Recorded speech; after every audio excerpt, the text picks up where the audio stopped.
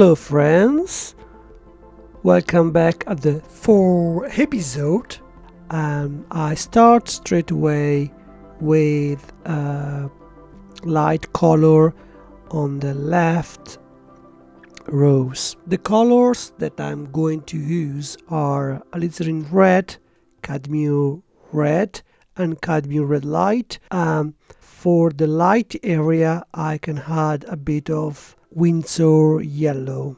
As you may see, first of all I did the drawing and now I try to create a contrast from light to dark. I put a piece of tape on the right side of my canvas. It helps me to understand tones and colors before to lay down the brushstroke on the canvas. And it's really helpful to test the color to prevent mistakes. As you may see, I like to work wet on wet, and slightly I build up the body of the rose. What are the thoughts that precede the brushstroke? I like to understand the guidelines of my mind. Furthermore, it's a good idea not to believe in randomness. For example, I may use my imagination to visualize how the petals overlap in each other. When I work in the features, like I'm doing now, I also pay attention how the light traveling in between the petals. I can combine two concepts. I paint abstract shapes first, and second, what's going on when the light hit the petals.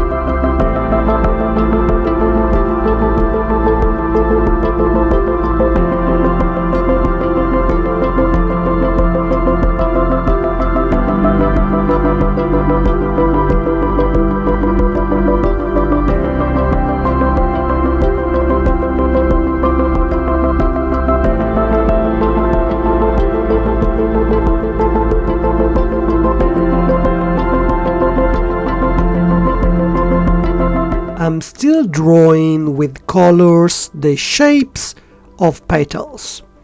I added Winsor yellow to increase the value and tone of the red. Furthermore, it is an excellent idea to consider shaping the contour of the petals with precise saturation and vividness of colors. I think that one of the big issues in a modern still life, it has not taken the concept of vividness seriously. What does it mean? It means pay attention to the details without being too descriptive and literary. Often it has been confused with vividness with realism, and it is not correct. There is a false belief regarding the art of realism. Many advanced students think that add all details means being a great painter. Recently I saw a colleague who started a large landscape painting, and it was fantastic at the beginning, but after a while she added too much information. The picture has been overwhelming of details in rocks and green grass. Maybe she thought that to describe everything was an excellent idea. Artists like Gustave Courbet, Honor Dumier, Gustave Caillebotte Bellizza da Volpedo developed the idea that realistic artists highlight the salient scene of the story represented in the painting. In other words, to be a realistic painter means to reveal the contradiction of modern society, expresses the differences in category between exploiters and bosses, between poor and rich people, the weak and the powerful, the exploiters and the exploited.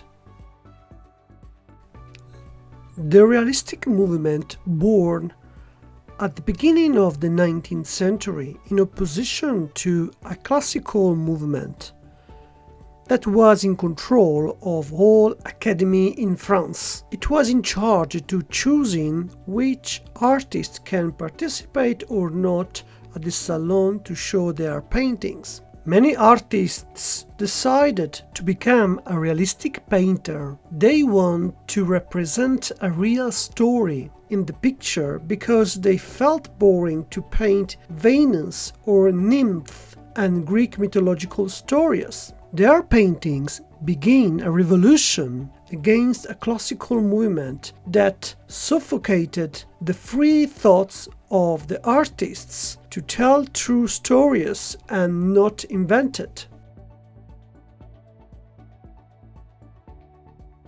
Two large canvases of Courbet have rejected by a jury during the Universal Exhibition in 1855 in Paris. He reacted by showing his paintings in the Pavilion of Realism that he paid by himself. Contemporaries did not much appreciate the courageous gesture of rebellion, but Delacroix went to see the paintings of Courbet and discovered two great masterpieces. One of the motivation that doesn't allow for Courbet to go in the show, in according of the history, the contemporaries said that he painted ugly things. In fact, he paid attention at subjects that no one's ever painted up to his time. For example, the burial at Ornas. He painted a funeral of his uncle, and instead of use a professional models to interpret the characters of the scene, he took like a model the same people who attended the funeral at Ornas. For contemporary art, criticism was an unusual point of view because it was a vast painting, 10 by 22 feet, and they were upset because at that time the convention by depicting a prosaic ritual on a scale which would previously have been reserved for a religious or a royal subject. To be a realistic painter means have my own idea of realism. It means that I should pay attention at what is important for me when I look at the subject. Also, I can express my politician idea of life, or I can have an anarchy theory against the system. For example, in our time, the market doesn't offer a lot of opportunity for artists to show their works, especially in the big auction like a Sotheby's or Christie's. And the reason why this happened, because the market is really closed. They don't want new artists, especially if you don't offer a new idea of art, a new point of view, on a different road for a new journey. I cannot expect to be in this auction if I don't create something unexpected. something that can be really interesting for the market. So you cannot complain if the market doesn't pay attention at your paintings. Sorry, I want to be honest, but to be able to paint everything and paint all details in the paintings, it's not enough in order to have success in this world of art. But I don't want to be too negative and lay down other artists. I want to be positive, and we can learn from Courbet. We can try to have more courage and try to explore different dimensions in a figurative way, because we like classical paintings, and at the same time try to surprise the viewers with some things that we haven't done before. Okay, so be positive, but don't be silly and think that everything is easy, because it isn't. Are you still convinced that to become a realistic painter you have to be able to put all the features in the paintings?